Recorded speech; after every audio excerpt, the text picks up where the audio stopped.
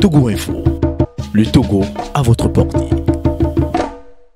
Madame, Monsieur, bonjour. Bonjour à tous. Nous sommes très heureux de vous retrouver ce matin dans cette émission Taxi Presse.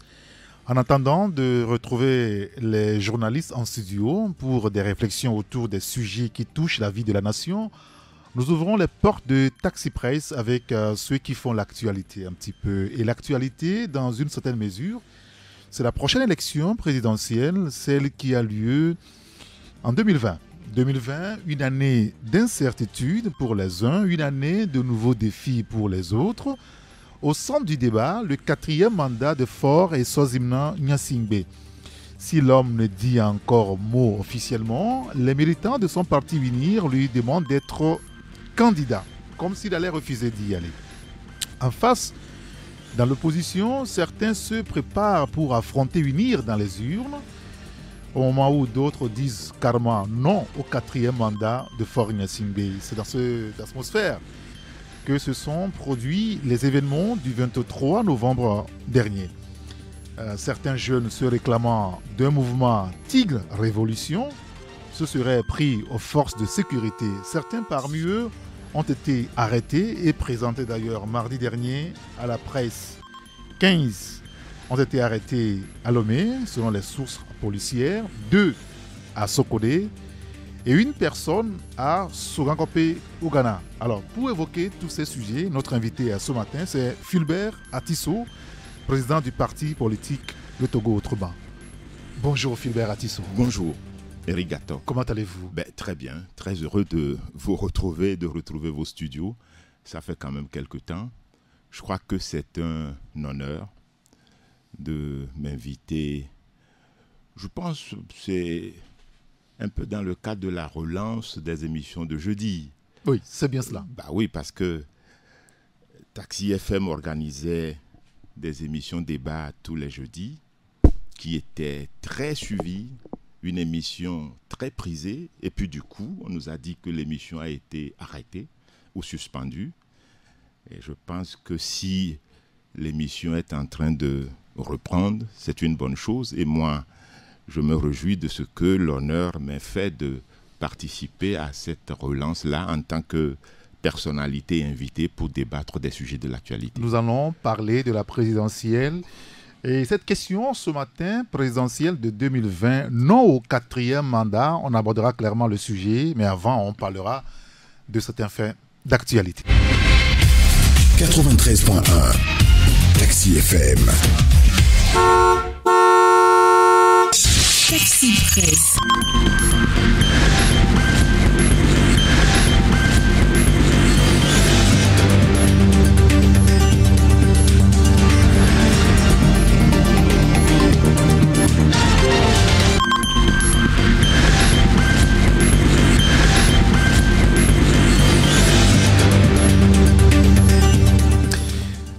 En studio, et on le disait, vous l'avez écouté, notre invité c'est Fulbert Sassou Atisso, le président du parti politique Le Togo Autrement. Fulbert, l'autre sujet d'actualité, puisque la présidentielle à venir, c'est un sujet d'actualité qui vous intéresse, vous les partis politiques. Absolument. Mais mardi dernier, la police nationale nous a présenté certains individus, 18 au total, qui ont été arrêtés.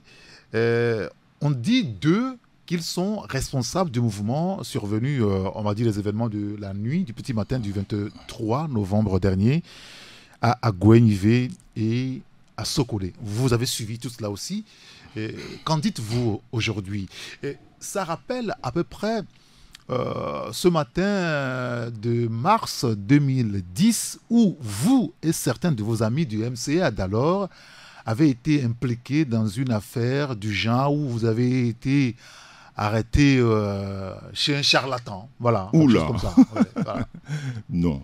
Je pense que vous faites bien d'établir la corrélation entre les deux événements et les deux faits.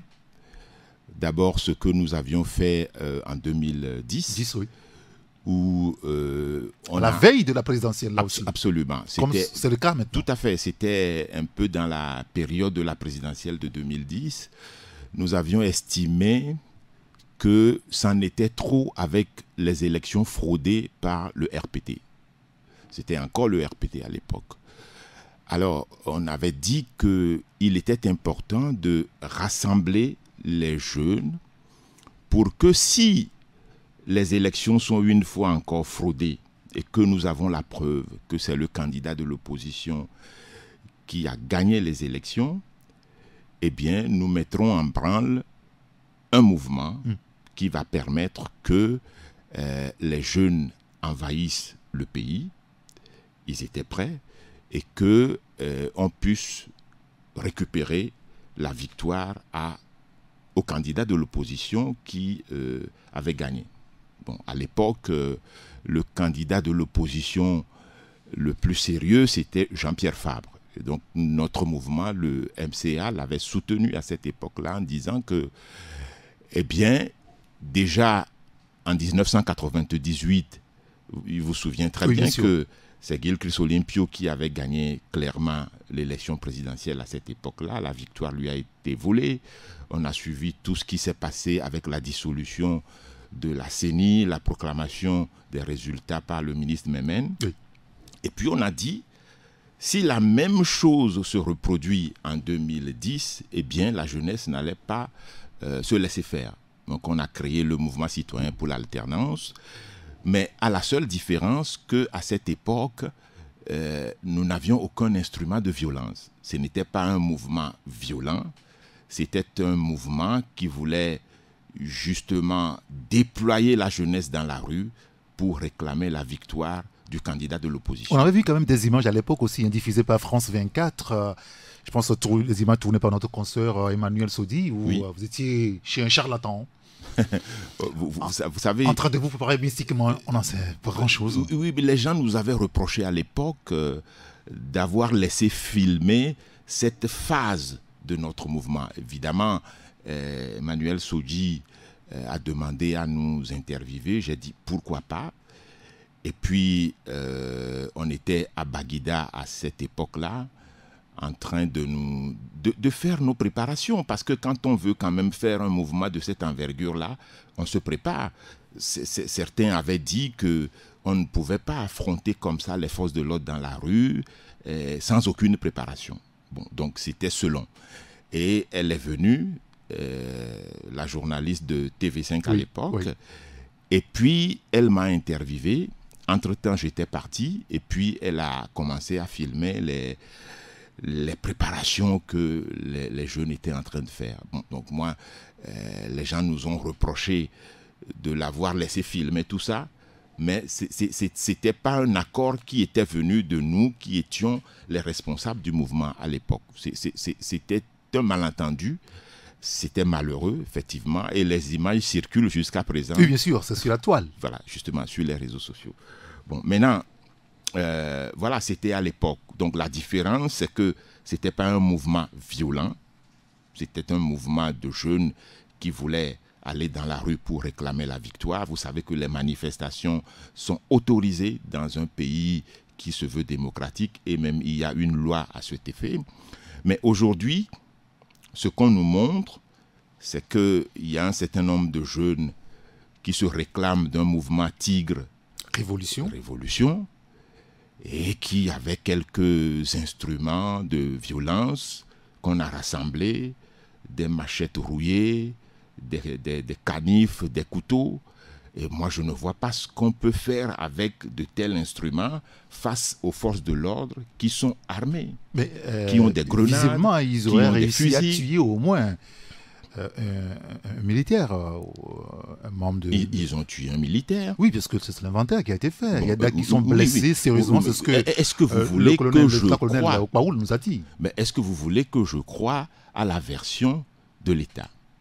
Moi, je n'y crois pas. Je ne crois pas à la version de l'État. Parce que je ne comprends pas comment... peut-être qu'il y avait des jeunes qui étaient en train de préparer des choses et on peut estimer que ce qu'ils étaient en train de préparer était légitime dans la mesure où le pays a besoin d'une alternance. Le pays a besoin que le personnel... Mais pas dans la violence quand même. Hein. Je suis entièrement d'accord. Mais lorsqu'on ne laisse aucune voie d'accès au pouvoir autre que ça, Expliquez-moi, c'est-à-dire qu'aujourd'hui, nous sommes dans une situation où, quand on veut aller aux élections, quand on organise les élections, depuis 1993, où nous avons commencé la première élection pluraliste, le RPT UNIR a estimé avoir gagné toutes les élections. Alors, aujourd'hui, quand vous allez dans les populations, le dossier des élections ne les intéresse pas. Le dossier des élections n'intéresse pas les populations. Vous êtes confronté à ça tout le temps? Nous sommes confrontés à ça. Et vous le remarquez dans le taux d'abstention lorsque il y a élection. Élection législative, la dernière élection, les dernières élections locales, les élections présidentielles successives, il y a un taux d'abstention qui fait plus de 60%. Et les autorités sont parfois obligées de fabriquer les taux de participation. Alors, lorsque les gens vous disent, quand on veut aller aux élections, les règles ne sont jamais équitables et que c'est déjà cuit, bon, je ne pense pas qu'on peut blâmer ceux qui pensent qu'ils peuvent explorer d'autres voies d'accès au pouvoir. En tout cas, je veux légitimer ceux qui pensent que, eh bien, l'élection ne permet pas d'arriver au pouvoir et qu'il faut emprunter d'autres voies. Nous savons que la violence n'a jamais rien réglé. Oui, mais écoutez, dans certains pays de la sous-région où il y a eu des alternances, au Burkina Faso, au Soudan, dans les pays du Maghreb, en tout cas dans certains pays du Maghreb, comment l'alternance a pu arriver dans ces pays-là?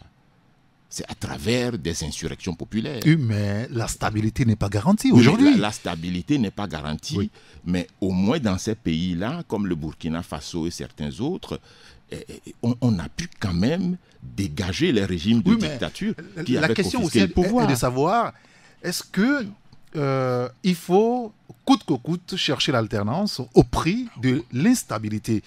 Vous donnez l'exemple du Burkina Faso. Oui. Aujourd'hui, nous savons ce qui se passe au Burkina Faso. Il n'y a pas un jour, il n'y a pas des djihadistes qui attaquent, qui tuent des citoyens. Ça, je suis entièrement d'accord. Je suis entièrement d'accord avec vous qu'on ne peut pas faire l'apologie de la violence et estimer que la violence peut être une solution de rechange à l'élection, qui est la voie constitutionnelle qui est prévue par les lois dans presque tous les pays africains. Mais vous ne pouvez pas non plus dénoncer ou en tout cas blâmer ceux qui pensent que les élections, dans un contexte comme celui du Togo, ne peuvent pas régler la question de l'alternance. Ceux qui pensent qu'il faut emprunter d'autres voies. Peut-être que nous n'emprunterons pas ou plus cette voie-là parce qu'aujourd'hui, nous sommes dans la peau de partis politiques et que nous devons respecter la légalité. Et la légalité, c'est la voie électorale. Et nous sommes en train de travailler pour que cette voie-là puisse être rendue possible comme moyen, seul moyen d'aller au pouvoir. Mais moi, je dis, je ne blâme pas ceux qui pensent que, eh bien, dans un contexte où la voie électorale est obstruée, il faut explorer d'autres. Même si je ne suis pas dans ces schémas-là, je comprends ceux qui pensent qu'il faut explorer d'autres voies. Alors, ceux qui ont été présentés à la presse mardi dernier, on a écouté certains prendre la parole, également le lieutenant-colonel Okwaou, le patron de la police togolaise. Est-ce que vous avez été convaincu par ce qui a été dit ou vous aussi vous parlerez comme une partie de l'opinion, comme une forme de théâtralisation de quelque chose? C'est du théâtre. C'est du théâtre parce que vous avez rappelé tantôt notre expérience en 2010. Oui, bien sûr, avec le MCA. Alors, moi, il me souvient que les autorités nous ont infiltrés par des gens qu'elles ont préparés elles-mêmes et qui sont venus et qui parfois apportent des instruments de violence qu'on vous impute, qu'on vous attribue, alors que vous n'en avez pas. Et ce sont ces personnes-là qui viennent déclarer à la radio, face aux médias, que, eh bien, nous sommes en train de préparer quelque chose pour déstabiliser l'État. Mais en réalité, moi, ce qui a été présenté par les autorités policières, les autorités de la gendarmerie, je n'y crois pas du tout. à cette théâtralisation, comme vous faites bien de l'appeler, c'est une théâtralisation. Je n'y crois pas du tout à cela. Peut-être que même s'il y a quelque chose qui est vrai dans cet événement, c'est qu'il y a des gens qui sont en train de préparer quelque chose. Mais de là à dire que les gens sont avec des machettes rouillées, des couteaux, des canifs et qui veulent affronter les forces de l'ordre, je n'y crois pas. On ne crée pas une insurrection avec des canifs, avec des machettes rouillées. On ne peut pas. Soit on a des armes à feu, donc ça, vous êtes dans une lutte armée, ou soit vous faites une insurrection parce que vous avez un nombre important de populations que vous pouvez déverser ou déployer dans la rue et les forces de l'ordre sont envahies malgré qu'elles aient des instruments de violence, etc. Alors, on nous a dit que ça s'est passé quand? Dans la nuit du 23 novembre. Une semaine plus tard, on met la main sur les gens. Comment se fait-il que ces personnes n'aient pas fui? Il semble que beaucoup d'autres personnes ont fui. Oui, mais pourquoi ceux-là sont restés alors que déjà le complot a été éventré lorsque les autorités en ont parlé le 24 déjà? Pourquoi ces personnes n'ont pas fui? Pourquoi elles ont attendu jusqu'à ce qu'on vienne les chercher? Jusqu'à ce qu'on vienne les chercher. Alors, moi, je pense que ce sont des gens qui ont été préparés par les forces de l'ordre. Et on les a attrapés, on les a arrêtés, on les a présentés et on leur a demandé de faire ces aveux-là. Imaginez qu'il y a un entraîneur, l'entraîneur de Semassi. Oui, Abrao Samer. Voilà, qui est dans ce théâtre. Alors, selon les proches de cet entraîneur, il était tombé des nues. Et même quand on l'a montré, il avait le visage complètement innocent. Oui. Il ne savait pas pourquoi il se retrouvait là, il ne savait pas pourquoi on l'a arrêté, pourquoi on l'a amené là, en disant qu'il prépare avec d'autres jeunes, à son âge, une insurrection pour déstabiliser l'État. Moi, je ne crois pas à tout ça. D'accord. Je ne crois pas à tout ça, je connais très bien nos autorités. Imaginez que des cas graves d'insécurité se sont produits dans notre pays. Tous les braquages que nous avons connus, à l'aéroport, au marché, auprès des banques, personne n'a été arrêté et montré. Si les forces de l'ordre étaient aussi pointues, du 23 novembre au 2-3 décembre, on a déjà mis la main sur les gens. Où sont les auteurs des incendies des marchés? Pourquoi on ne nous les a jamais montrés, les auteurs des incendies des marchés?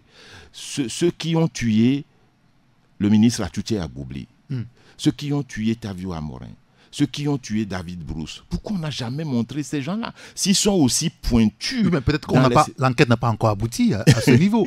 Ça ne va pas exclure... Non, ça ne va pas exclure que l'enquête l'ait abouti rapidement. Oui, mais chaque fois que l'enquête est contre l'État, est contre la présidence de la République, lorsque le mouvement est pour l'alternance, eh bien, on arrive toujours à arrêter les gens. Mais lorsqu'il s'agit de l'insécurité qui touche l'intimité de population, la vie des populations, eh bien, ça n'aboutit jamais. C'est quand même grotesque. D'accord. Et ça nous amène justement à parler de la présidentielle. Parce que ces événements dont on parle là se répètent très souvent à la veille d'une élection importante au Togo. La présidentielle, c'est dans quelques, je vais dire, deux mois environ.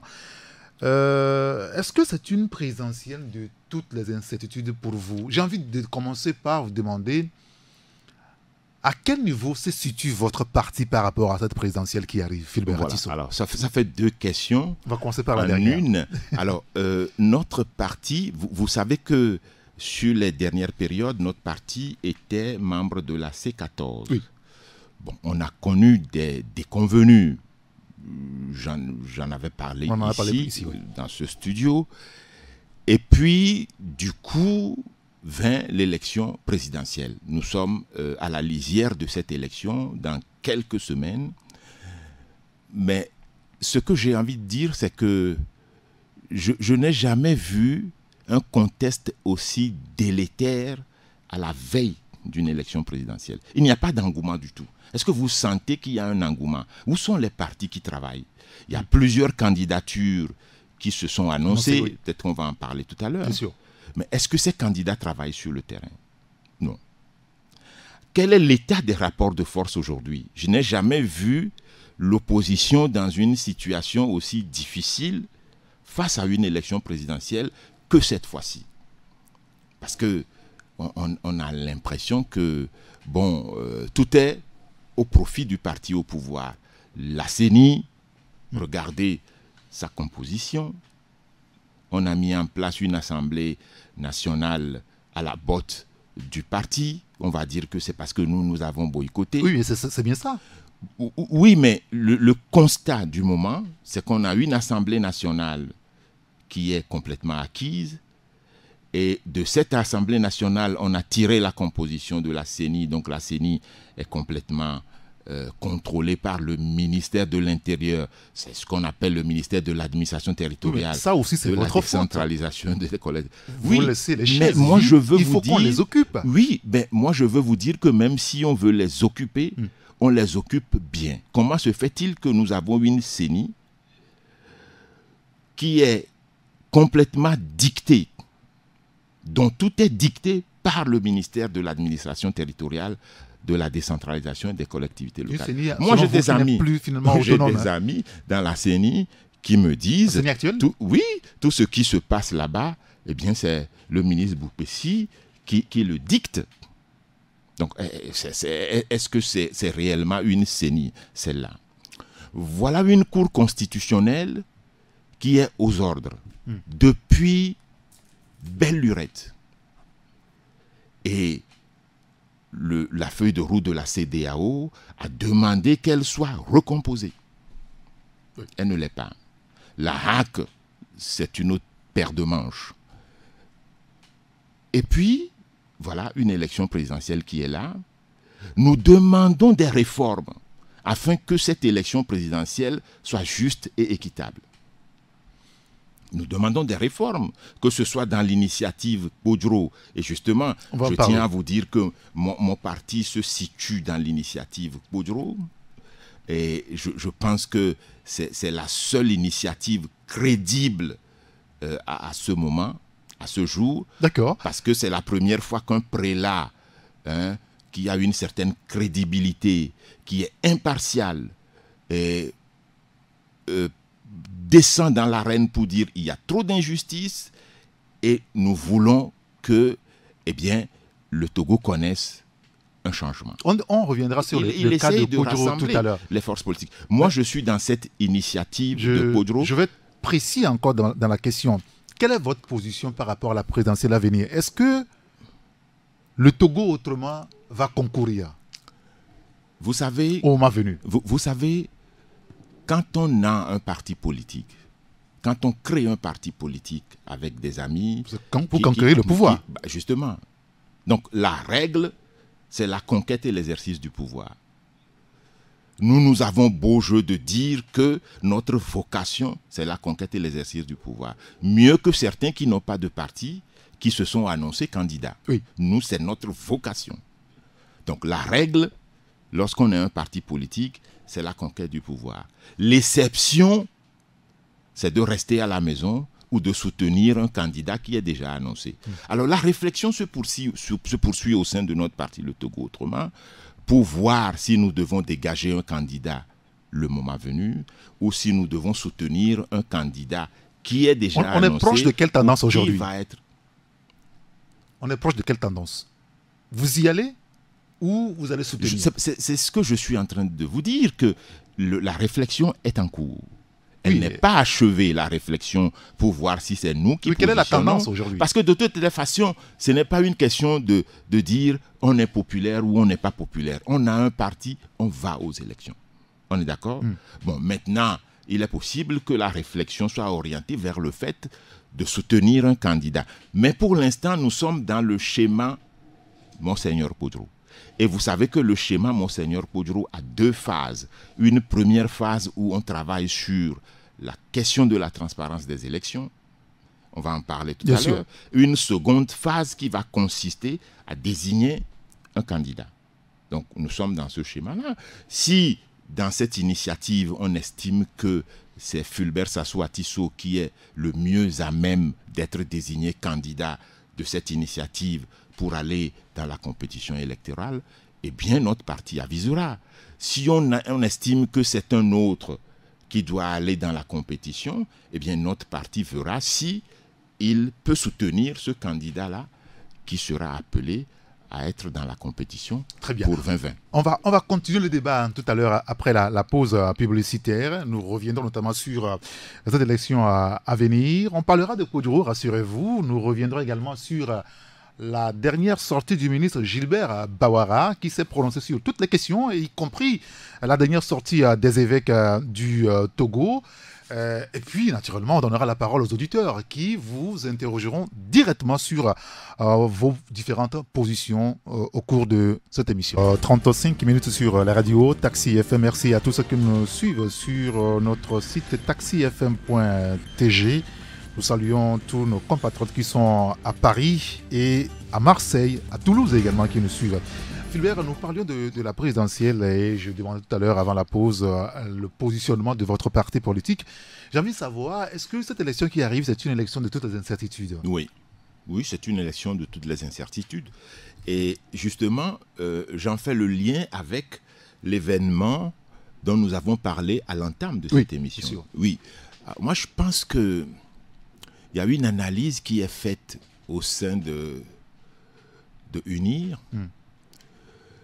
Et l'analyse consiste à se dire, eh bien, quelles sont les forces à la fois politiques et de la société civile, donc les mouvements, qui sont capables, dans la période électorale ou dans la période post-électorale, puisque vous savez que généralement, la période post-électorale de l'élection présidentielle débouche toujours sur une contestation de l'opposition des résultats et parfois sur la violence.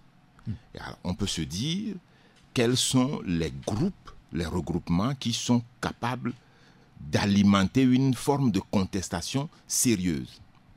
Alors dès à présent, il faut s'en prendre à ces organisations, à ces mouvements, et il faut les tuer. Vous pensez au PNP? Moi, vous avez le sentiment que ce parti est martyrisé? Oui, je pense. Je pense que le parti est martyrisé.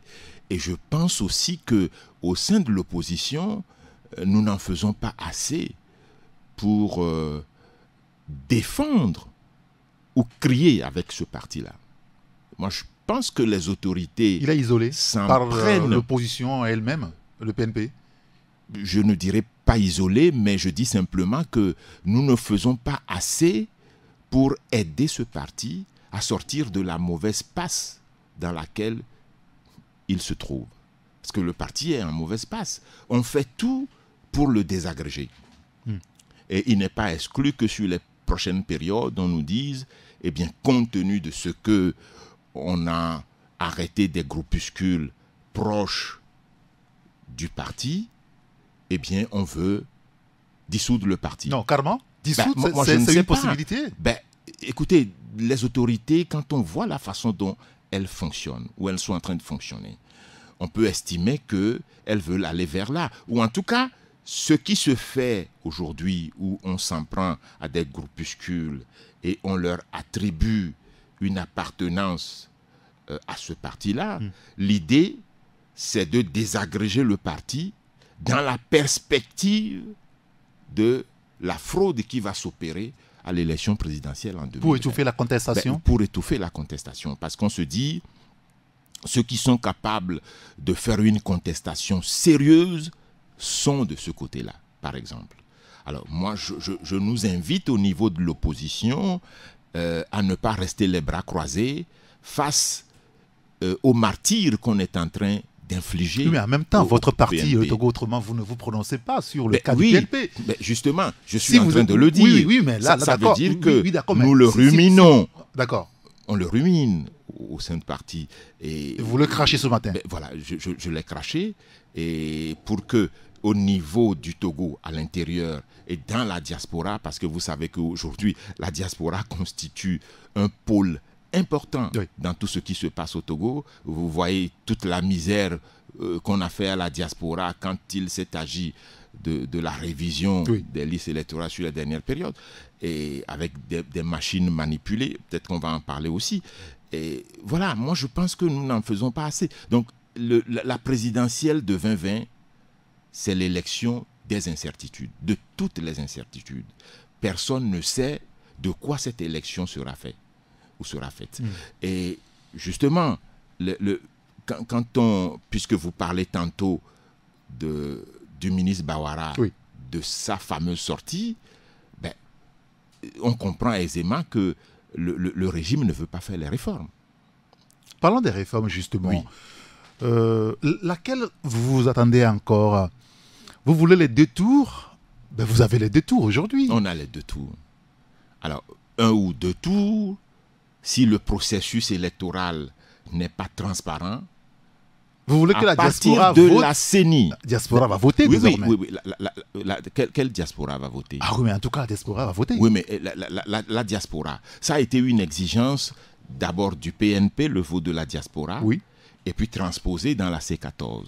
Et nous l'avons épousé. Nous avons dit, il n'est pas normal qu'on ait une diaspora aussi importante, avec des compatriotes compétents, avec des gens engagés, qui veulent travailler pour l'émancipation et le développement de leur pays, et qu'on les exclue ou qu'on les méprise. Le régime, pendant toute une période, pendant des années, a méprisé la diaspora, a fait comme si la diaspora ça qu'on parle aujourd'hui. Aujourd'hui, la diaspora, le vote est acquis. Le vote est acquis comment? Est-ce que les Togolais de la diaspora ont pu se faire inscrire? Non, ça Est-ce c'est qu'ils notre ont pu paire de se manches. faire... Non, mais qu'est-ce qui est acquis avec la diaspora? Le vote, au moins, le Haut Conseil des... Oui, les HCTE. Le Haut Conseil des Togolais de l'extérieur. Oui, mais ça, c'est du cinéma, c'est D'accord. aussi du théâtre. Bon, ça, vous savez, les gens sérieux ne sont pas dans cette affaire. Ça, c'est l'affaire du gouvernement, le ministre Doucet qui a colmaté des gens. Puisque moi, je connais des gens qui sont les responsables de cette affaire-là, que j'ai connus en France, par exemple, que j'ai connus en Belgique. C'est les deux pays dans lesquels j'ai vécu. Je suis un ancien de la diaspora moi-même.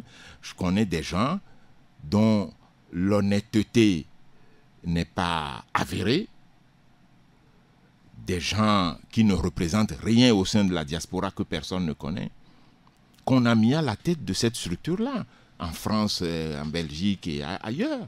Alors, donc, cette structure-là, elle n'est pas représentative de notre diaspora à l'étranger. Alors, le vote de la diaspora est acquis. Est-ce que les Togolais de la diaspora ont pu se faire recenser? Regardez les conditions qu'on a exigées. Oui. Le passeport pour vous faire enregistrer sur les listes électorales. On demande le passeport. Oui, carte d'identité On nationale. demande la carte d'identité. Carte consulaire. Alors que, quand vous prenez ces deux pièces, l'une exclut l'autre. Si vous avez le passeport, ça veut dire que vous avez déjà la carte d'identité. Déjà, parce que pour faire le passeport, il faut on la carte demande d'identité. la photocopie de la carte d'identité. Donc, c'est des pièces dont l'une exclut l'autre. Donc, on demande les deux de façon cumulative. Et puis, on demande que vous ayez une carte consulaire. Alors, moi, pendant tout le temps que j'ai vécu en France, je n'ai jamais mis le pied à l'ambassade. Oui, rue Alfred Roll, je connais bien, etc. Métro Levallois-Perret. Je passe et je ne regarde même pas là.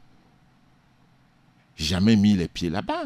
Donc, comment se fait-il que des gens qui sont en diaspora et qui sont engagés contre le régime, vous les imaginez aller se faire délivrer une carte consulaire? C'est de ces réformes dont il s'agit encore aujourd'hui. Mais voilà, c'est de ces réformes-là qu'il s'agit. Et c'est de ça que nous parlons. Il faut revoir ces réformes-là. Et maintenant, quand vous venez même dans le pays, la CENI, qui est l'organe central lorsqu'on parle d'élection. Quelle est la composition de la CENI? On va dire encore que nous avons refusé les 8 postes qui nous avaient été offerts à l'époque de la C14. Mais le constat à ce jour est que cette CENI ne peut pas conduire des élections transparentes. Pourquoi est-ce que, si le régime estime qu'il gagne toutes les élections, pourquoi, pour une fois, ne voudrait-il pas qu'une personnalité neutre, qui viendrait de l'ONU, qui viendrait d'une institution respectable, vienne diriger la CENI et annoncer les résultats? Moi, je ne comprends pas. Si vous estimez que vous gagnez toujours une compétition, pourquoi vous ne voulez pas que au moins une personnalité proche de l'opposition ou une personnalité neutre dirige la CENI? Depuis que nous avons connu les CEN et après les CENI, elles ont toutes été dirigées par des personnalités proches du pouvoir. Toutes dirigées par des personnalités proches du pouvoir. Ben pourquoi? Si vous estimez que vous gagnez les élections, faites les choses dans les normes.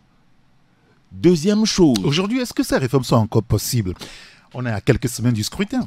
La Cour constitutionnelle qui proclame les résultats finaux. Oui. Alors, le président de cette Cour constitutionnelle.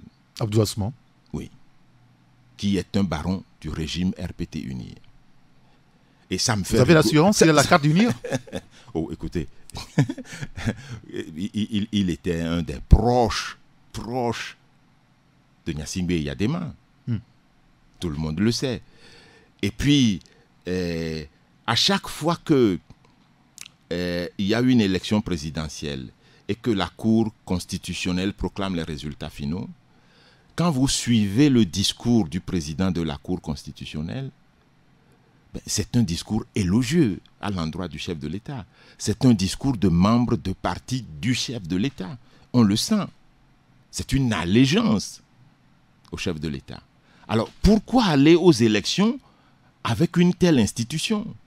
Et vous voulez que les gens acceptent les résultats de ces élections? Si nous allons aux élections avec ces mêmes institutions, alors, il est évident que nous allons les contester, les résultats. Oui. Que les ingrédients sont là pour la contestation. Pour la contestation. Déjà, les ferments sont là pour que nous contestions les résultats des prochaines élections. Il faut qu'ils le savent. Nous parlons des incertitudes. Si les institutions sont les mêmes, si les réformes ne sont pas faites, nous allons contester les résultats des élections.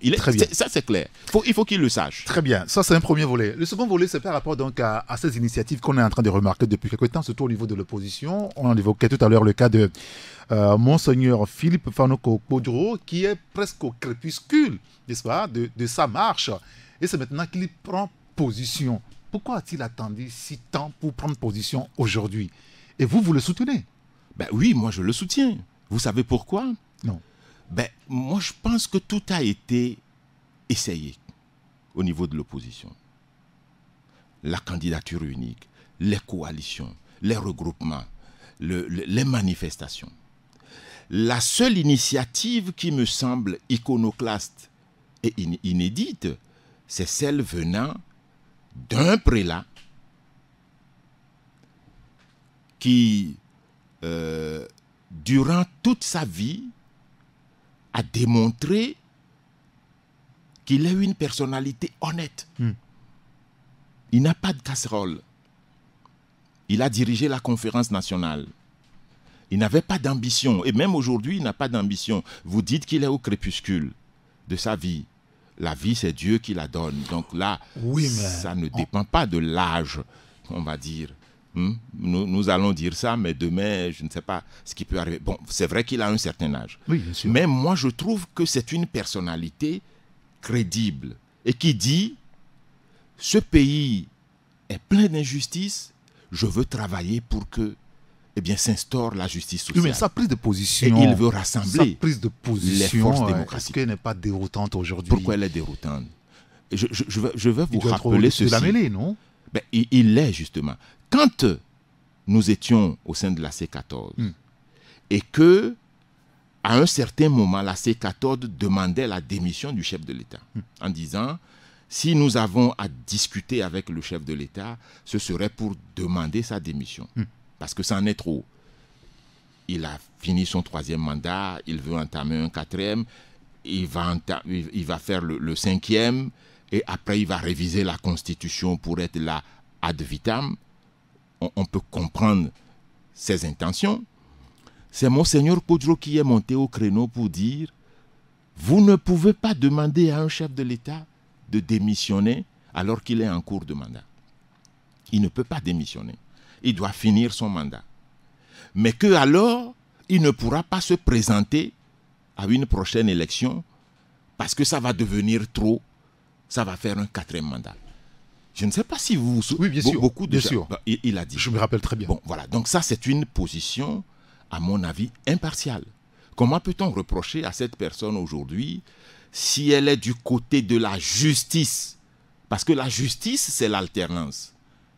Vous ne pouvez pas souscrire à un contrat social pour la démocratie et ne pas accepter l'alternance qui est une composante sans laquelle il n'y a pas de démocratie. Oui, mais même dans l'opposition, finalement, les positions de Podjoro ne font pas l'unanimité.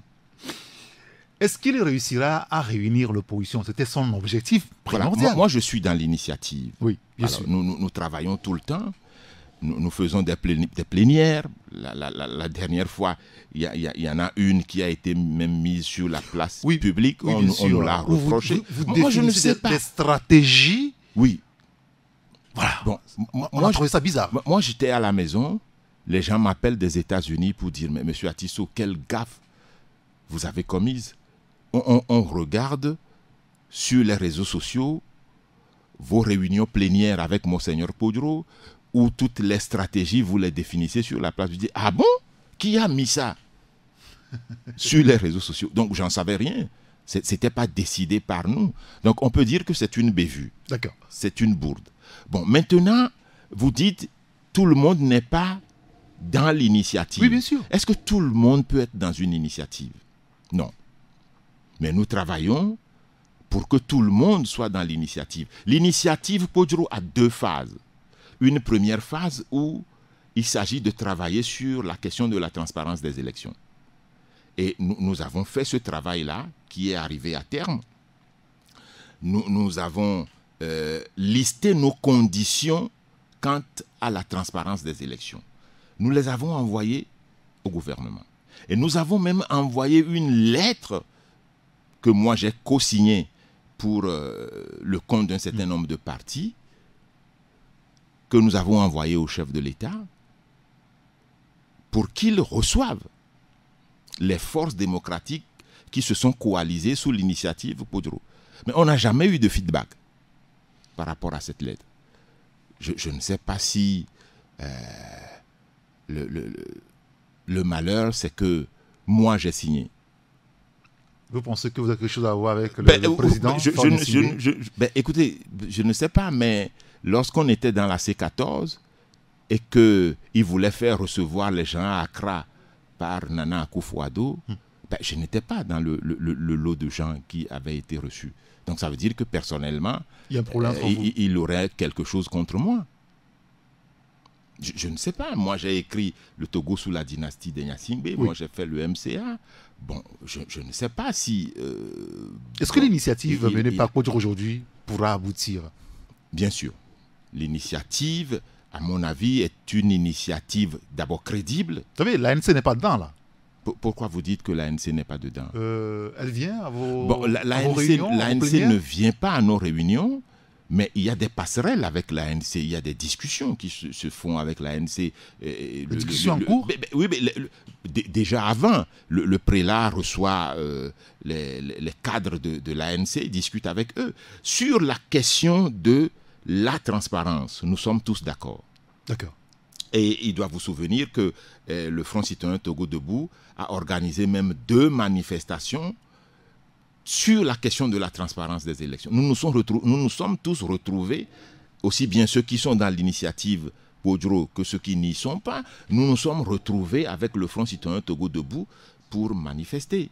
Maintenant, il va y avoir une deuxième phase, peut-être plus sensible, dans laquelle tout le monde ne se retrouve pas, qui va consister à désigner un candidat. Bon, c'est vrai qu'il y a déjà une pléthore de candidats. C'est là où ça va être un peu compliqué. Oui, je pense. Et c'est ça qui fait que... Et puis les évêques qui sortent aussi une lettre où ils semblent distribuer la carte bon élève, mauvais élève, l'opposition qui n'a pas de vision, et puis des gens qui sont au pouvoir qui veulent partir. Comment est-ce que vous appréhendez, vous analysez, je veux dire, cette sortie des évêques du Togo? Vous avez le sentiment aujourd'hui qu'ils ont du mal à choisir? Vous savez, Puisqu'ils distribuent les bons et les mauvais points. Oui, mais moi, je ne sais pas. Vous savez, les évêques, c'est l'Église. Et l'Église, c'est Dieu. Bon, on va prendre ça théoriquement comme ça. Et Dieu, c'est la vérité. Pourquoi les évêques veulent contourner la vérité, veulent passer à côté de la vérité? On essaye d'équilibrer.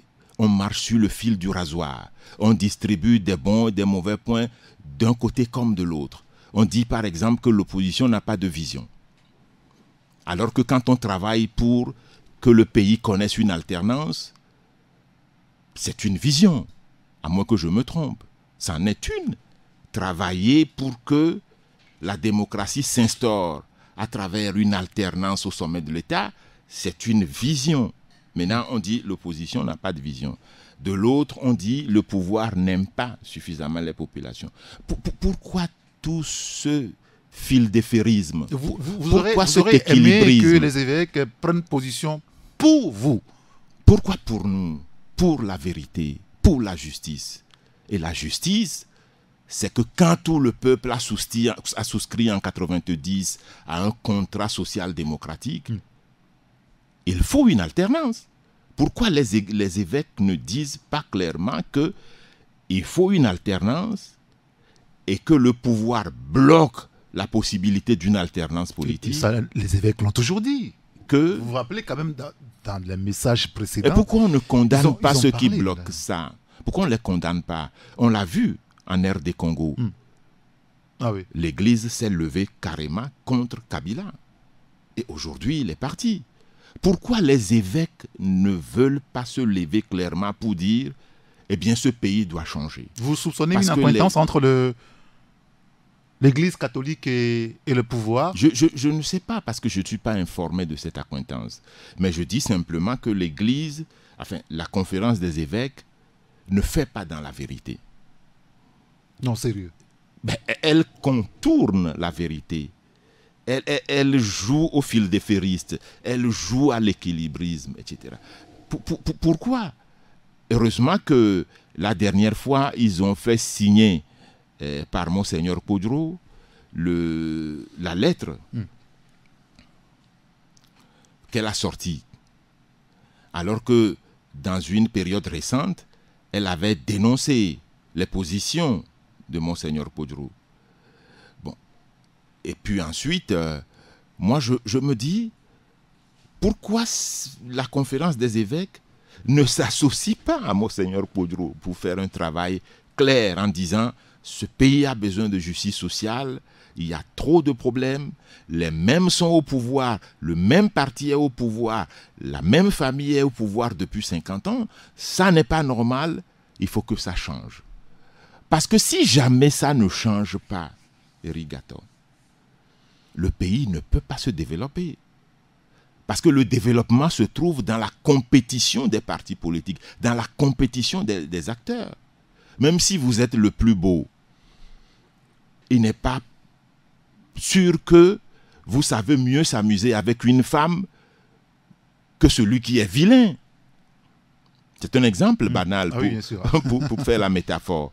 Même si vous êtes le plus beau, unir dit quel est le plus grand parti, le parti qui a des cadres. Mais si vous êtes toujours là, vous ne laissez pas la compétition se faire, vous ne laissez pas d'autres venir aussi gérer le pays pour que les populations observent, il n'y aura pas de développement. Et là-dessus, le ministre Bawara aussi s'est prononcé sur la sortie des évêques, vous l'avez écouté, et puis sur également l'initiative menée par Monseigneur Podro aujourd'hui. Que répondez-vous au ministre Bawara? Alors, ce que moi je réponds au ministre Bawara, et je le comprends même si je ne suis pas d'accord avec lui. Je le comprends tout simplement parce que, vous savez, une personne ne peut que prendre position que par rapport à son parcours et à son expérience. Ça suppose quoi?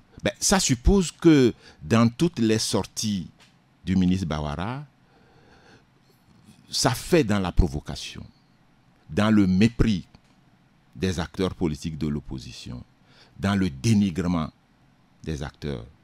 Imaginez, enfin, regardez, lisez toutes ces sorties. Il fait toujours dans le mépris des acteurs politiques. Parce qu'il n'a jamais fait de l'opposition. Il n'a jamais fait un combat politique. Il n'a jamais fait ce que moi je suis en train de faire, par exemple. Moi, je peux faire ce qu'il fait. Ben, bien sûr. Moi, je peux être ministre aussi. Oui, bien sûr. Ben oui, j'ai des compétences. Il semble que tout le monde est ministrable. Ben non, j'ai des compétences. J'ai publié plusieurs livres dans des maisons d'édition en France. Je vais faire des consultations partout. Je peux être ministre. Même des gens qui sont moins que nous ont été ministres.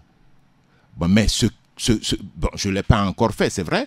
Mais faire de l'opposition face à un régime de dictature, on vous coupe tous les voies d'accès aux ressources, on vous ostracie, vous prenez des risques tous les jours, et quand quelqu'un prend la parole au niveau du gouvernement, aucun respect pour vous, il vous méprise, il vous dénigre. Parce que lui, il était encore en Europe, quand Yadema est mort, Faure Gnassingbé l'a appelé pour venir l'aider, et depuis, il baigne dans la béatitude. Il a été ministre pendant tout le temps. Il ne connaît plus depuis quelque temps des problèmes d'argent, les problèmes que nous connaissons au quotidien, les risques que nous avons, les souffrances que nous endurons. Il ne sait pas, il ne connaît pas. Ses grands frères sont dans l'opposition, ses professeurs même sont dans l'opposition, et à chaque fois qu'il veut ouvrir la bouche, c'est pour les mépriser, c'est pour les dénigrer. Vous parlez de provocation. C'est pour les traiter de moins que rien. Moi, je pense qu'il doit changer de langage. Il doit changer de langage parce que tôt ou tard, il se retrouvera dans la posture dans laquelle nous sommes aujourd'hui. Ah oui? Ben, écoutez, ça va changer. L'alternance viendra forcément. Ben, l'alternance va arriver. Que ce soit par l'armée, un officier qui recevra la lumière et qui comprendra que les choses ne peuvent pas continuer comme ça. Vous comptez là-dessus? Soit le peuple qui va se lever un jour et braver les instruments. Vous comptez sur l'armée pour changer le cours de l'histoire du Togo, Philbert Atisso? Vous comptez sur l'armée pour changer le cours de l'histoire du Togo? Moi, je ne compte pas sur l'armée, je suis en train de travailler. Nous travaillons pour que l'alternance arrive. Mais je suis en train de faire une analyse des différents pôles qui peuvent provoquer cette alternance. Voilà, je parle de l'armée en tant que pôle. La lumière peut jaillir et que les gens se disent « ça suffit comme ça, il faut faire en sorte que ce pays connaisse la justice ». Le peuple va peut-être se lasser, la fatigue est déjà là, puis va dire bon, « vous ne pouvez pas être là tout le temps, eh bien tuez-nous tous » et puis on envahit. Ou bien, je ne sais pas, la France ou un pays, etc., plus puissant qui va se lever pour dire maintenant ça vous suffit. Il faut aller vers autre chose. Très bien. Nous allons marquer la dernière pause de cette émission à Taxi Presse avec Philbert Sassou Atisso, le président du parti politique Le Togo Autrement. Lorsqu'on sera de retour, nous parlerons encore un peu de la politique, du social, le développement, et puis après on donnera la parole aux auditeurs pour des questions directes à notre invité ce matin. Dernière ligne droite de Taxi Presse ce matin, notre invité c'est Philbert Sassou Atisso, le président du parti politique Le Togo Autrement. Philbert, il y a certains de vos camarades de l'opposition qui se sont déjà annoncés pour cette présidentielle à venir. Comment est-ce que vous voyez ça? D'un mauvais œil? Oh, je pense que je suis en train de regarder, je vois. La première réaction, c'est que on ne peut pas refuser à un citoyen de penser qu'il peut diriger un pays et de poser sa candidature ou de l'annoncer à une élection, même si c'est une élection présidentielle. Donc les gens ont le droit, les citoyens ont le droit, lorsque ils sont dans les conditions exigées par la Constitution, d'annoncer leur candidature. Mais ce qui est dommage, c'est qu'on en a une pléthore là. Il y a une kyrielle de candidatures et la plupart ne sont pas des candidatures sérieuses. Ce sont des candidatures fantaisistes. Vous pensez? Ben oui, parce que quand même, à mon avis, pour prétendre diriger un État, il faut se construire. Il y a une construction physique, il y a une construction intellectuelle, il y a une expérience qu'il faut accumuler, et puis il y a aussi des ressources qu'il faut disposer. Il faut disposer des ressources. Alors, quand je vois la plupart des candidats, j'ai beaucoup plus l'impression ou le sentiment que les candidatures sont motivées par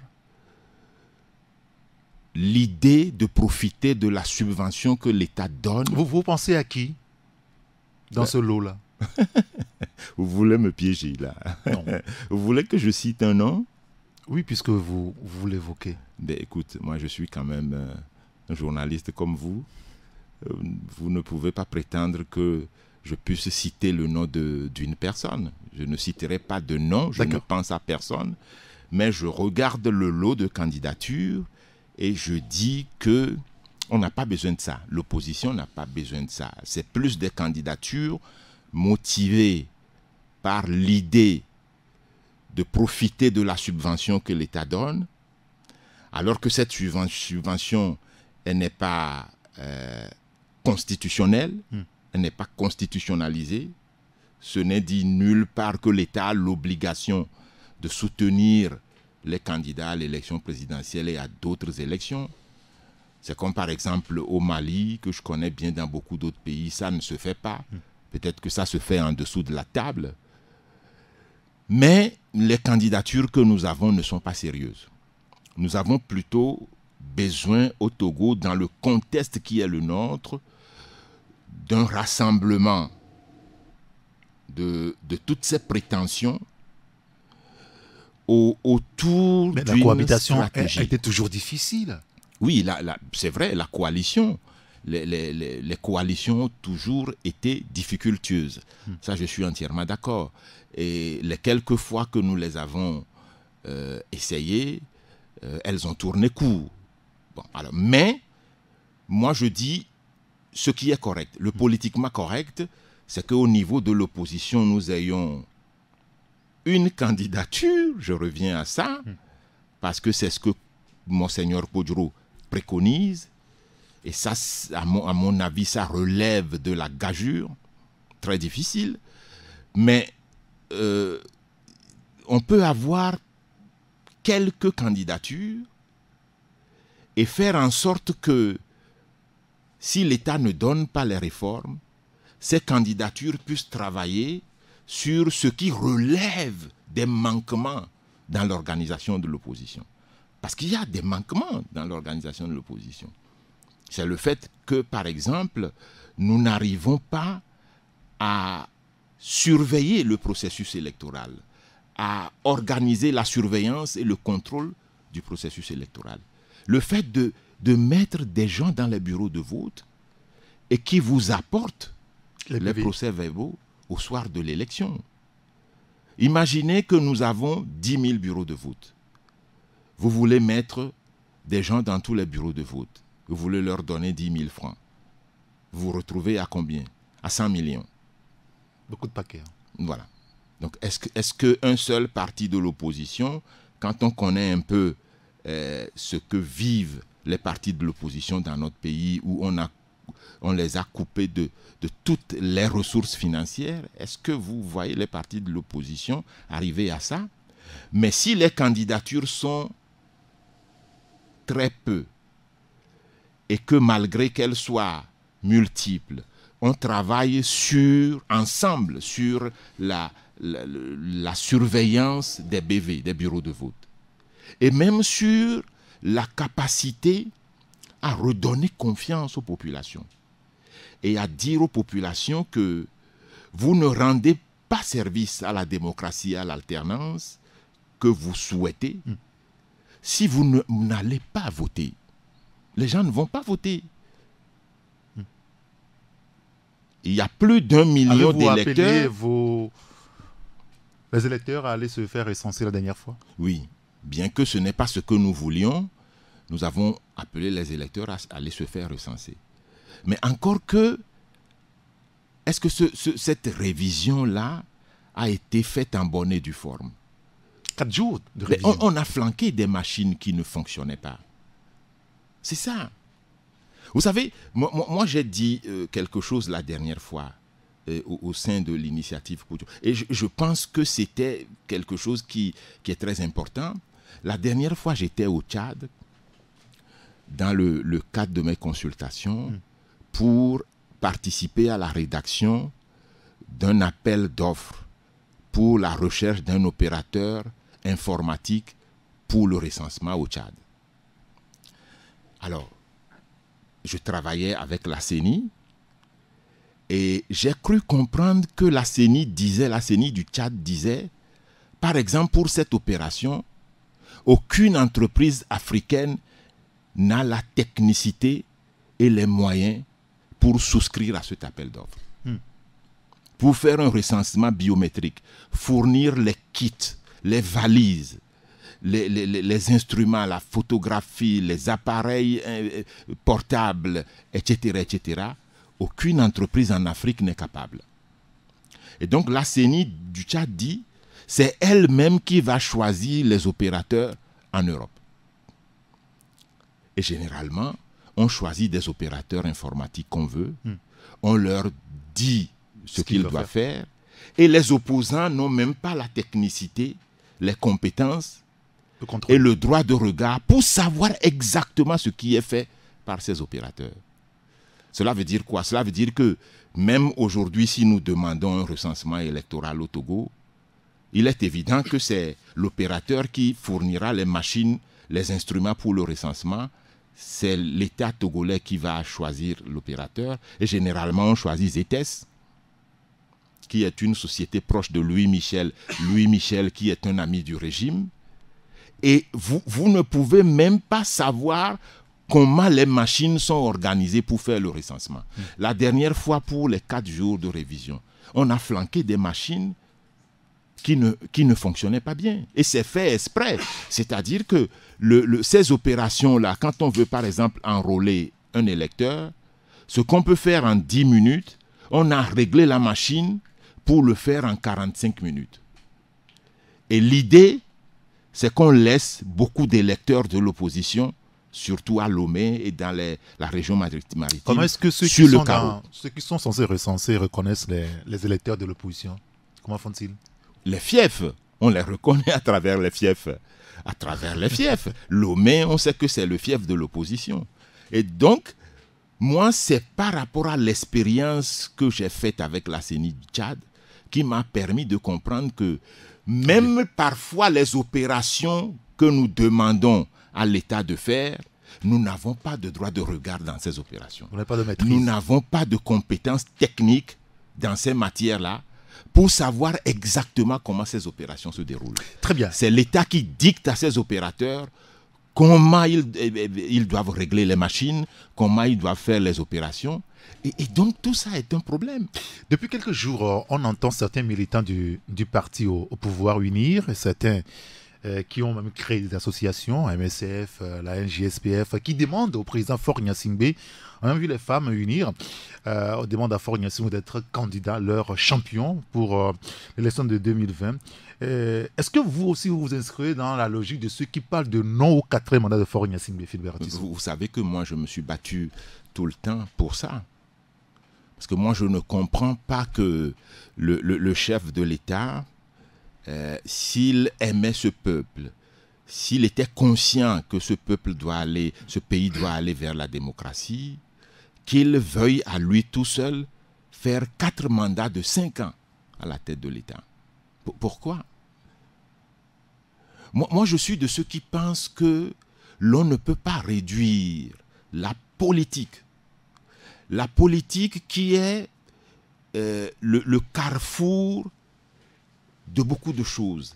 La vie des gens, les sentiments, les frustrations, ce que les gens pensent, l'avenir des gens, l'avenir des familles, qu'on réduise ça à une question de droit. En disant, le chef de l'État avait fait 2 mandats quand la Constitution n'était pas bouclée, et maintenant que la Constitution a été bouclée par l'Assemblée nationale sous la botte, eh bien les 2 mandats qui sont derrière ne comptent pas parce que l'article 2 du Code civil dit que la loi dispose pour l'avenir, elle n'a pas d'effet rétroactif.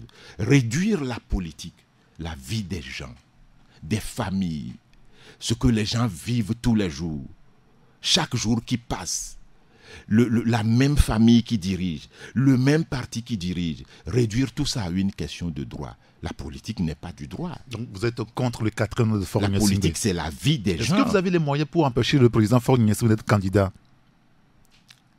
Une chose est de dire qu'on est contre ou non au quatrième mandat, l'autre est d'empêcher que cela advienne. Oui.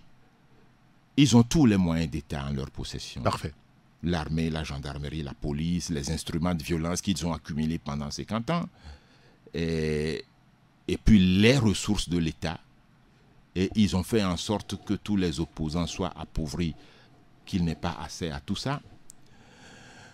Mais même si nous n'avons pas les moyens, la nature a les moyens de les empêcher un jour. Vous comptez sur la nature? Ben, écoutez, décidément. je suis un homme... Vous avez compté sur peut-être la disparition du général Gnassingbé. Il y a des mois, il est décédé, il est parti. Oui. Vous pensez que on ne pensait même pas qu'il allait mourir. Ben voilà. Et puis après, vous vous êtes rendu compte qu'il y a un autre qui est là, qui a aussi pris le pouvoir. Oui. Maintenant, vous comptez sur la nature pour régler? Vous savez que moi, je suis un homme profondément spirituel. Oui, je sais. Vous le savez. Et je sais que la nature n'est pas que physique. On est là aussi, je d'accord? sais. Si la nature n'est pas que physique, eh bien la nature se moque de ce que nous faisons rien qu'avec la force. On donnera la parole tout à l'heure aux auditeurs. Ça va finir. Les auditeurs vont vous interroger tout à l'heure. Oui, justement, en 5 petites minutes, on va aborder un sujet lié donc à la situation socio-économique de notre pays. Surtout la question de la privatisation des sociétés d'État. On était ici quand... on nous annonce beaucoup de sociétés qui sont privatisées. La dernière en date, c'est Togocom, qui passe au pavillon malgache. Que dites-vous, les partis politiques de l'opposition? On vous entend presque rien. On vous entend presque pas sur ces sujets-là. Oui. D'abord, pourquoi est-ce que ceux qui ont voulu privatiser un fleuron de l'État, un patrimoine national, n'aient pas ouvert un débat national pour connaître l'avis des partis politiques? Si c'est fait et qu'on met les partis politiques devant le fait accompli, nous aurions bavardé, criaillé, dit des choses, ça ne pissera pas loin. Ou nous aurions pissé dans du violon. On est d'accord. Pourquoi est-ce que le débat n'a pas été à l'Assemblée nationale? Pour savoir s'il fallait privatiser Togocom ou s'il fallait ouvrir le secteur de la télécommunication à la concurrence. Moi, je suis pour qu'on ouvre le secteur à la concurrence. J'ai l'habitude d'aller au Mali, Orange, Move, Télécel, Malitel. Il y a plusieurs opérateurs. Pourquoi on ne veut pas ouvrir ici, on préfère privatiser? Et surtout à la veille d'une échéance électorale. On se retrouve avec un directeur français. Oui. Et finalement... Monsieur Paulin Lazare. Oui, et finalement, on peut se dire que c'est... Au lieu de dire que c'est les Malgaches, c'est encore les Français qui ont obtenu ça. Et on peut vouloir simplement leur... ça peut être assimilé à une opération de charme en vue de les amener à cautionner la réélection qui est en cours de préparation pour 2020. C'est comme ça que vous analysez la chose? Oui, mais c'est comme ça que ça a été fait avec Bolloré. Que ce soit pour le port de Conakry, je connais bien Conakry, j'y vais, et donc comment les analyses se font là-bas, où on a confié on a renvoyé l'autre opérateur, on l'a confié à Bolloré, et après... Progosa. Voilà. Progosa. Ici c'est Progosa, là-bas ce n'était pas Progosa. Et donc voilà un peu, et on a suivi ce que à l'époque le président Sarkozy a dit. Hein, ceux qui aiment la France doivent préserver les intérêts de la France. Oui. Alors, donc c'est la même chose qu'on a fait. Moi, je suis contre cette privatisation. J'étais pour l'ouverture du secteur de la télécommunication à la concurrence. Très bien. Et il n'y a pas de débat qui ait été ouvert. Vous nous accusez de ne pas parler. C'est ça, non? Oui, bien sûr, parce que là, oui, vous êtes presque inaudible sur la question. On aurait été audible Pour quelle fin? Pour quelque chose qui a été déjà fait. On aurait bavardé pour rien. Notre sentiment, ou en tout cas mon sentiment, c'est que on n'aurait pas dû privatiser ce fleuron. On a pris de l'argent, on a confié ça à des groupes ou à un groupe malgache qui fait la passerelle vers la France. Et l'idée, c'est qu'on puisse garantir la présidentielle. Donc voilà, on a bradé un patrimoine national. Il y a le confrère Courrier de la République, il y a 2 semaines environ, qui révélait aussi qu'il y a une autre privatisation dans le tuyau. On parle de l'aéroport international Gnassingbé et Yadema. Bah, et puis les banques aussi, n'oublions pas que... UTB, voilà. BTCI. Ben oui, on est en train de prévoir la privatisation de tout ça. Est-ce que ça vous inquiète, vous, les partis politiques de l'opposition? Oui, mais ça nous inquiète. Peut-être que nous n'en parlons pas beaucoup. Oui, mais comment est-ce qu'on peut savoir nous que ça vous focalisons... inquiète si vous n'en parlez pas? Oui, mais parce qu'il n'y a que le fauteuil de Fort Gnassingbé qui vous intéresse. Non, à la il n'y a fin. pas que le fauteuil qui nous intéresse. Nous parlons de beaucoup d'autres choses. Par exemple, les conditions sociales des populations. Les conditions des hôpitaux. L'hôpital de Baie, sans parking, sans aucune... sans rien. Où les gens meurent comme des mouches. Sylvanus Olympio, CHU Campus. Nous parlons de tout. Les écoles qui sont déglinguées, etc. Et puis vous voyez tout ça, on vous dit, le Togo a de bons points. Le FMI dit, premier pays réformateur. Et ça nous fait marrer. Doing Business dit, eh bien le Togo a pris de bons points. Mais nous, là, quand nous traversons le pays, quand je vais dans Baie, etc., je ne vois pas que la vie des gens ait changé. Le Togo, ce n'est pas que Baie. Ben, l'économie, ça ne se résume pas à des chiffres. À claironner qu'on a connu de la croissance. Mais quelle est la vie des gens? Monsieur Rigato, la vie des gens n'a pas changé. Moi, quand je circule, je ne vois pas... Moi, je veux qu'on me parle de la prospérité économique et que nos enfants trouvent du travail, que la vie des gens ait changé, que les hôpitaux se sont améliorés, que les écoles, on n'est plus des édiles, des écoles avec des toitures enlevées. Mais rien de tout ça n'a fondamentalement changé. Allez au Rwanda, vous constatez qu'il y a des choses qui ont changé. La vie des gens a changé. On ne parle pas de chiffres. Ici, on nous parle de chiffres. Et on nous flaque des plans. C'est le DSRP 1, c'est le DSRP complet, c'est le Skype, c'est le PUD, c'est le PND. Pourquoi tout ce charabia? Ce charabia n'emballe pas les populations. S'ils organisent des élections transparentes, ils vont les perdre. Les gens sont atteints par la fatigue, la lassitude, les frustrations, le mécontentement par rapport à ce régime. Très bien. Ils le savent, ils se maintiennent par la force. On va maintenant donner la parole aux auditeurs. Les auditeurs qui vont appeler, qui vont vous interroger directement sur vos prises de position ce matin, Philbert Atisso. Je rappelle nos 2 numéros de contact. C'est le 93 96 99 99 ou le 99 20 09 59. Vous avez des questions directes à M. Philbert Atisso par rapport donc à cette prise de position tout au long de cette émission.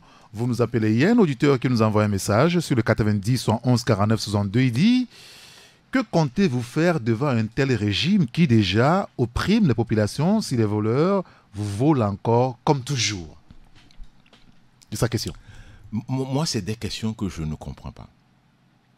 Quand quelqu'un se trouve dans sa chambre, dans son bureau, et puis il estime que lui, il n'est pas concerné, et que c'est ceux qui ont créé des partis qui sont spécialement concernés. Ce sont des Tarzans, ce sont des gens forts, ils ont tout.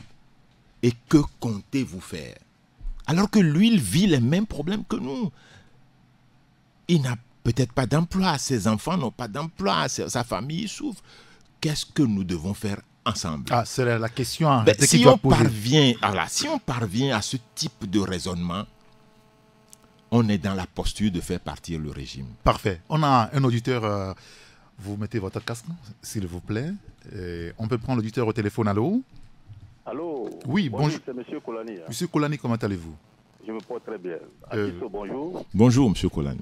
Oui, non, moi c'est pour poser la question par rapport aux élections passées locales. Votre parti politique n'a pas été.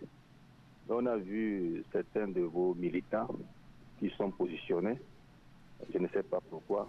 Est-ce que c'est des dissidents ou bien c'est une mauvaise organisation de votre part? D'accord. Merci. Merci beaucoup, M. Kolani. Ça, c'est quelque chose que je voudrais expliquer. Il a dit que notre parti n'a pas participé aux élections locales. En réalité, nous avons constitué 2 listes.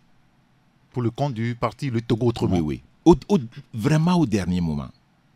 Et c'est dans cette hésitation que 2 de nos cadres sont partis sur des listes indépendantes. D'accord. Parce qu'on ne voulait pas, on était ballottés, on n'a pas été aux législatives, on va aller au local, les conditions ne sont jamais bonnes, nous sommes dans l'impréparation totale. Donc on a présenté une liste dans Golfe 1, on a présenté une liste dans le Yoto 2. D'accord. Dans une impréparation totale. Et finalement, on s'en est sorti avec un seul conseiller municipal dans le Yoto 2. Voilà. C'est comme ça que ça s'est passé. Maintenant, s'il dit qu'il y a certains de nos cadres qu'on a vus sur des listes indépendantes, ça c'est vrai. Cela provient de ce que il y a eu une hésitation entre le fait d'aller ou le fait de ne pas aller. Et ça a fait que nous n'avons pas réussi à travailler sur la campagne, sur le terrain. Parce qu'une élection, ça se prépare plusieurs moments à l'avance. Vous ne vous décidez pas 2 jours. Et je peux vous dire que même pour la liste de baies, on était arrivé à minuit. Waouh. Ouais. D'accord. Heureusement qu'on avait dit qu'il fallait, on a donné une journée supplémentaire pour compléter les dossiers. Et il fallait que chaque candidat écrive une lettre consigne. C'est le jour suivant qu'on a appelé tout le monde pour écrire. C'était un peu tiré par les cheveux. 93 96 99 99 ou le 99 20 09, c'est quand même vous avez des questions en direct à notre invité Philbert Atisse ce matin. Vous pouvez nous appeler. Vous pouvez aussi nous envoyer des questions par SMS ou par WhatsApp. C'est le 90 111 49 62. Est-ce que nous avons un auditeur au bout de fil? Allô? Allô, oui, bonjour. Oui, bonjour. Oui, c'est monsieur? C'est monsieur Larry. Comment? Oui, c'est monsieur Larry. Monsieur Larry? Oui. Nous vous écoutons, nous vous écoutons. Oui, ma question.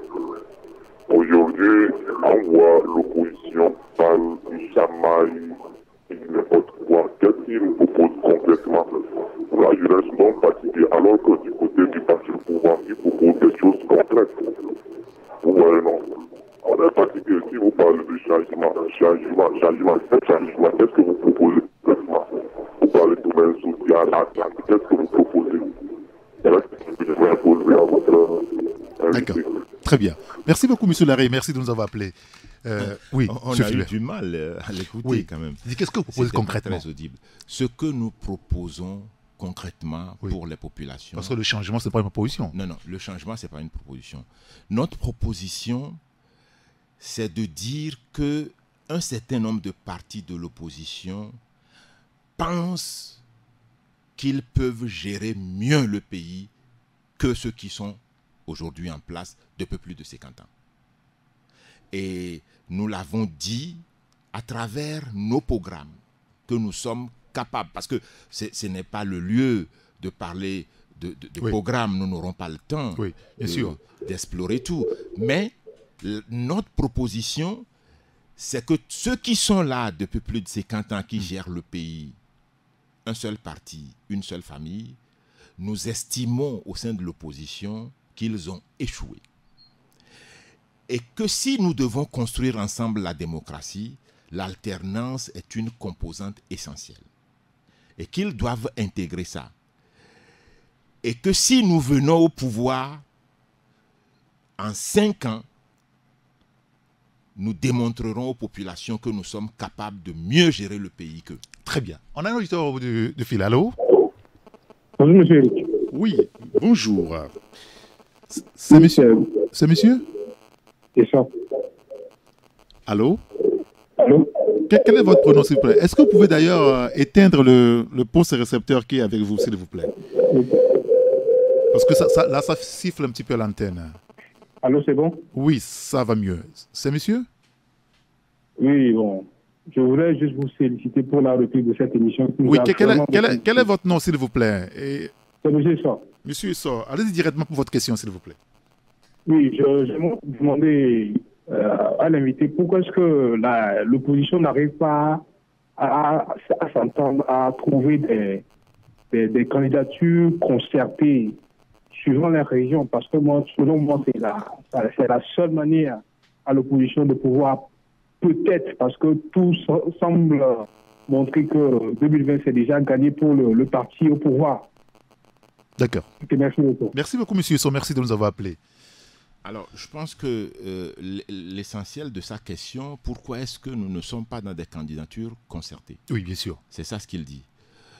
Oui, j'ai dit tantôt qu'il y a des initiatives qui sont en train de se construire au niveau de l'opposition. Et il y a plusieurs candidatures. Le moment venu, il est évident que les forces démocratiques iront vers des candidatures stratégiques, des candidatures concertées. Puisque tantôt, je disais qu'il y a des choses qui relèvent de notre organisation interne. La surveillance du scrutin, notamment en ce qui concerne les bureaux de vote, les délégués, les membres des bureaux de vote, et puis la capacité de l'opposition à redonner confiance aux électeurs et aux populations et à leur dire qu'il faut revenir dans le processus. Et ça, pour le faire, il faut absolument qu'il y ait une concertation entre les différentes candidatures, ou en tout cas les candidatures qui sont sérieuses. Il faut qu'il y ait une concertation. Je pense qu'il n'est pas tard pour aller vers ça, et nous le prenons. Un dernier auditeur, allô? Allô? Oui, bonjour. Bonjour, monsieur. Monsieur Sueur, on a l'impression que... Quel est votre prénom, s'il vous plaît? Ah, c'est Kofi Dada, pas même. Nous vous écoutons, monsieur Kofi. On a l'impression que dans ce pays, il n'y a pas d'opposition. Et ceux qui sont opposants comme vous, Flaubert, à l'instar de Dima Auré et autres, le peuple ne rallie pas à votre opinion. Ceux qui sont à l'extérieur, qui sont vrais opposants, on les empêche de rentrer, comme Kofi Nyanyam et d'autres là, qui étaient chefs d'état-major ici et autres, et Tipeee. Donc, ceux qui sont sur le terrain, c'est des comédiens. Ils font l'opposant dans la journée et la nuit, ils sont autre chose. Il faut se fatiguer d'être berné comme ça. Alors, quelle est votre question, monsieur Kofi? La question, c'est que ils ne trouvent pas qu'il faut composer avec le pouvoir au lieu de s'opposer farouchement comme on le fait dans la comédie. Parce que si on les laisse, s'ils ne nous laissent pas le pouvoir de leur gré, ils vont nous faire le pays comme au Burkina aujourd'hui. Les gens qui vous proposent aujourd'hui d'aller chercher des armes pour venir arracher le pouvoir, c'est que s'ils étaient dans l'opposition, ils vous auraient déjà combattu avec des armes. Donc il faut comprendre qu'il faut négocier avec eux pour qu'ils vous lâchent le pouvoir. Sinon, si vous leur arrachez le pouvoir de gré, nous ne vivrons pas dans ce pays. Après 3-6 mois, il faut comprendre ça. D'accord. Monsieur Kofi, merci beaucoup. On a compris l'essentiel. Je pense que je vais répondre à votre question. Oui, je vais répondre gentiment. Alors que lui, il a utilisé de très gros mots pour qualifier ce que nous sommes en train de faire. Vous savez, on dit que le travail des autres paraît facile. Et c'est facile comme ça de critiquer les gens en utilisant des gros mots. Alors, ce que j'ai envie de dire, c'est ce qu'il propose a été déjà fait. On a vu le plus grand parti de l'opposition pendant toute une période qui a signé un accord avec le parti RPT Uni. Je parle de l'UFC. Oui. Quel est le résultat? Et dans le passé plus lointain, beaucoup de partis politiques qui étaient de l'opposition avaient pensé qu'il fallait pénétrer le régime, travailler avec lui pour instaurer la confiance et faire en sorte que l'alternance puisse aller de façon pacifique. Ils ont tous été broyés par le parti au pouvoir. Donc, ce qu'il est en train de proposer n'est pas non plus la solution, c'est-à-dire l'idée qu'il faut aller négocier et travailler. L'UFC, qui était le plus grand parti, l'a fait.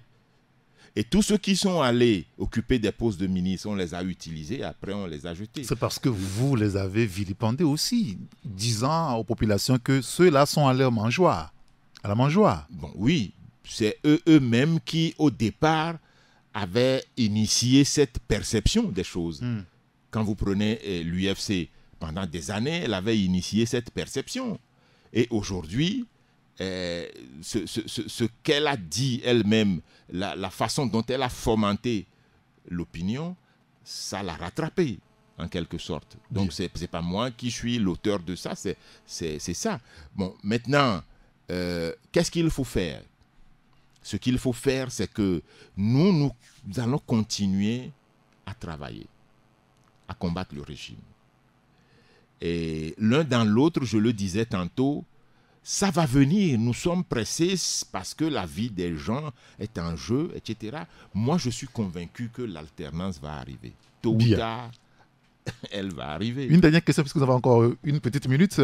Les auditeurs qui nous disent, et si l'initiative de Kpodjo n'a pas prospéré, quel schéma envisagent les opposants de l'opposition pour vaincre le régime dans les urnes ou ailleurs? Ben, pourquoi l'initiative Kpodjo ne prospérerait-elle pas? D'abord, l'initiative se déroule en deux phases. Une première phase déjà qui a prospéré, où nous avons travaillé pour... Oui, mais c'est la moins difficile. Répertorier... Bon, oui, c'est la moins difficile. Oui, mais c'est la moins difficile, mais c'est quand même un travail qui a débouché sur la répertoriation des exigences quant à la transparence des élections. Donc ça a été posé sur la table du gouvernement. Et puis la lettre au chef de l'État dont j'ai parlé. Donc la première phase a été faite. La seconde phase qui va consister à désigner peut-être un candidat et puis à travailler autour de ce candidat avec un programme, etc. L'un dans l'autre, si l'initiative ne prospère pas, c'est-à-dire, moi je pense prospérer, ça veut dire permettre que nous puissions obtenir l'alternance. C'est ça le résultat que nous voulons. Mais ce qui va être fait au sein de l'initiative Kpodjo est en train d'être fait. Et nous avons des réunions tous les jours. Moi, ce que je voudrais dire comme mot de fin, oui, bien sûr, justement, c'est de demander aux populations de croire et de ne pas considérer qu'il n'y a que les opposants politiques, ceux qui ont des partis politiques, qui doivent faire la lutte contre le régime. Quelqu'un a demandé tantôt, qu'est-ce que vous pouvez faire? Qu'est-ce que vous allez faire si l'initiative échoue? Bon, moi j'aurais été à l'aise si l'auditeur me demande, si l'initiative ne marche pas, nous allons travailler pour que le peuple assume ce qui est sa part. Très bien. Donc moi je demande que l'on comprenne que c'est le peuple qui est dans l'opposition à ce régime. Ce sont les populations qui sont dans l'opposition. Ce ne sont pas les partis politiques. Les partis politiques sont en train de faire leur part, et bien que chacun de nous fasse aussi sa part pour que ce pays se transforme et qu'il fasse bon vivre pour tous ses fils. Merci beaucoup à Fulbert Atisso. Je rappelle que vous êtes le président du parti politique Le Togo Autrement. Et vous êtes dans l'initiative Kpodjo. On verra ce que ça donnera. On verra. Merci d'être venu nous voir ce matin. Merci de m'avoir reçu.